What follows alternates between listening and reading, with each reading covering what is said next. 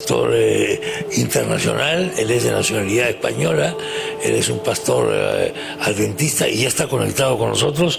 Pastor Óscar Sande, ¿cómo está usted? Desde Lima, buenas tardes. Buenas tardes y buenas madrugadas desde aquí, desde Australia. Muchas gracias, Chema. Son un poco más allá de las 3 de la mañana en Melbourne, si no me equivoco. Son las 3:10 de la mañana, de la madrugada, sí. 3:10 de la madrugada, efectivamente, lo estamos viendo. Así que le agradezco doblemente por esta madrugada. Esa madrugada, usted ya está en el sábado de gloria, como se decía antiguamente. Así es, así. Estoy en el futuro. En el futuro, efectivamente, está en el futuro.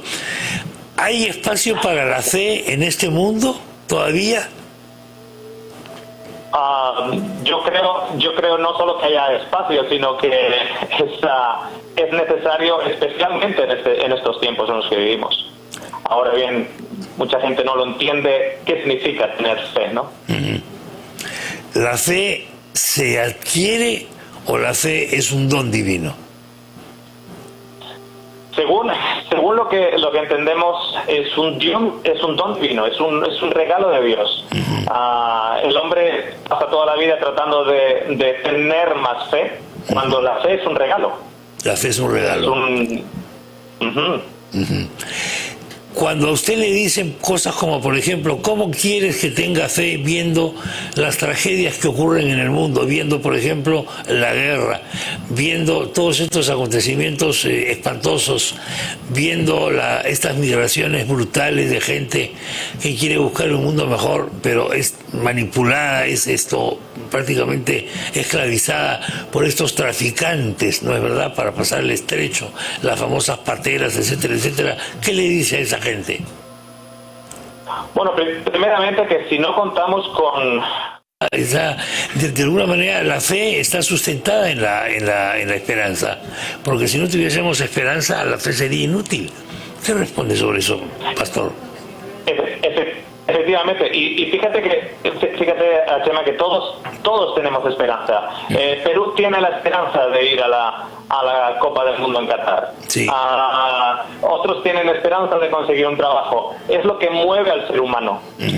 Y dentro de ese contexto, en un contexto mayor, la esperanza de que esto no puede ser lo único que es. No puede ser que yo haya venido aquí simplemente para ver morir a mi padre o mi madre, o para ver... ¿Por qué se hizo pastor usted? Se nos ha ido la comunicación, lamentablemente, se nos ha ido la comunicación. Estaba muy interesante la conversación con el pastor Óscar Sande. Recuerde usted que le está contestando desde Melbourne, Australia, y allá son más de las 3:15, casi las 3:15 de la madrugada. Ya están en sábado de gloria, están ellos en el futuro. Y hemos analizado qué es la fe. La fe es una donación. ¿Qué ocurre sin esperanza? Sin fe no puede haber esperanza. Y yo le preguntaba a Óscar, antes de que se interrumpiera esta comunicación, ¿por qué se hace pastor usted? Bueno, yo estudio teología precisamente por un deseo de estar en esa búsqueda humana del sentido de la vida, ¿no? Yo aquí en Australia a día de hoy trabajo como clínico nutricionista y como consejero, porque me he dado cuenta años atrás de que ese deseo de buscar un sentido a la vida, de poder, digamos, arreglar las cositas que tenemos aquí en lo físico, pero al mismo tiempo esa esperanza. Los carpinteros, los taxistas pueden vivir a través de ellos.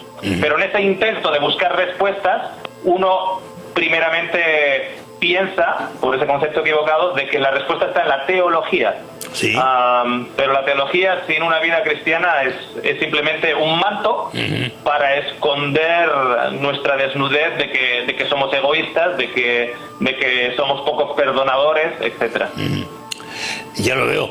¿Por qué nos cuesta tanto perdonar? ¿Por qué por qué no perdonas? No, porque quiero justicia, decimos. Entonces, la justicia, la ley, están por encima del perdón.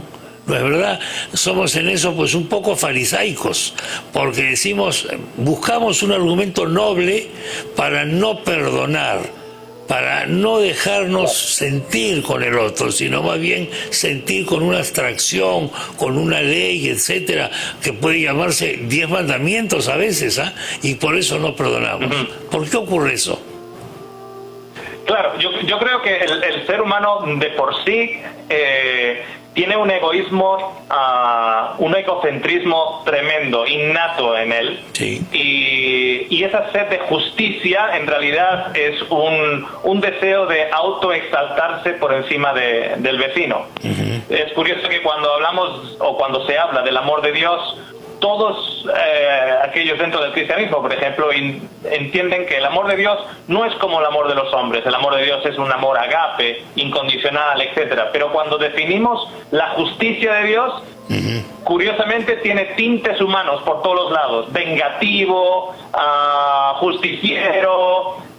Hay gente que está esperando llegar al cielo para que el Señor castigue a su exmarido.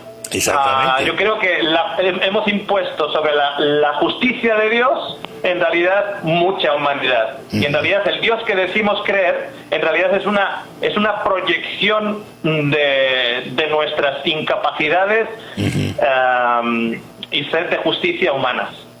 Alguna vez un gran profesor de teología, no he estudiado yo teología, tenía un curso de teología en la universidad en la que yo estudiaba, bueno, él es el padre Gustavo Gutiérrez.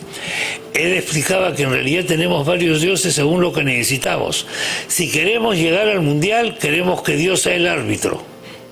Si queremos salir de pobres, buscamos al Dios banquero. Si queremos que una mujer o un marido o lo que sea nos dé bola, como se dice acá, buscamos al Dios Cupido. Y si queremos que haya justicia, buscamos al Dios vengador. Somos en el fondo, seguimos siendo absolutamente idolátricos. Tenemos muchos dioses en la vida cotidiana. Efectivamente, Chema, ahí lo has escrito muy bien. En realidad es una proyección nuestra. En lugar de nosotros haber sido hechos o ser estados hechos a su imagen y semejanza, estamos haciendo a Dios a nuestra imagen y a nuestra semejanza. Y de hecho, por ejemplo, fíjate que en estas fechas, con la Semana Santa, en este día en particular allá en Perú, que es todavía... Bueno, señoras y señores, lamentablemente no nos acompañaba, en fin, pero yo he hablado hemos hablado algunas cosas con Óscar, al que lo hemos hecho madrugar o velar hasta este momento para poderse comunicar con nosotros. Le agradecemos muchísimo al pastor Óscar Sande por su participación en el programa, aunque se ha tenido que truncar un poquito. No estábamos para terminar, dicho sea de paso, porque el tema creo que daba para bastante más. Nueva interrupción y nuevo intento de mantenernos en diálogo. Óscar, estabas hablando de que el Perú está ya, sigue todavía en Viernes Santo, y comenzabas diciendo la última parte antes de esta enésima interrupción, que pues sí, que tenemos muchos dioses, que lo usamos para nuestra conveniencia, y solemos acordarnos de Dios también cuando nos va mal, generalmente, ¿no? Claro. Podríamos decir, ese paganismo, esa idolatría en el ser humano, en el cual buscamos esa ayuda supernatural con esa frase famosa de que no hay ateos en las trincheras. Sí. No hay ateos en las trincheras. Sí. Entonces, hemos basado una relación con un ser supernatural, pero es una relación de supermercado. Correcto. Yo necesito esto, necesito esto, necesito esto, necesito esto. Nunca una relación que fue precisamente la gran revelación en el ministerio de Jesús. Esa relación con ese ser de más allá, pero relacional, como si fuera un padre para con sus hijos.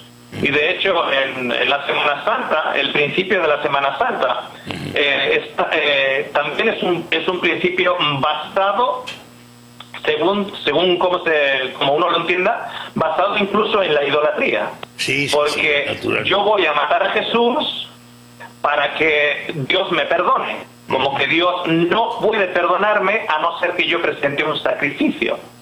Eso es parte de nuestra tradición judeo-cristiana, en la cual un inocente tenía que pagar por lo que yo había hecho yo. O sea, no tomamos ni siquiera consideración de nuestros propios errores y no vamos a Dios como un Dios que perdona, vamos a un Dios como que está enojado con nosotros y tenemos que satisfacerle con un sacrificio, bien sea de un animal, como en el Antiguo Testamento, o incluso hemos hecho de un inocente un sacrificio para Dios. Como que hay que reconciliarse con Dios de esa manera, sin entender que Dios nos ama y Dios perdona.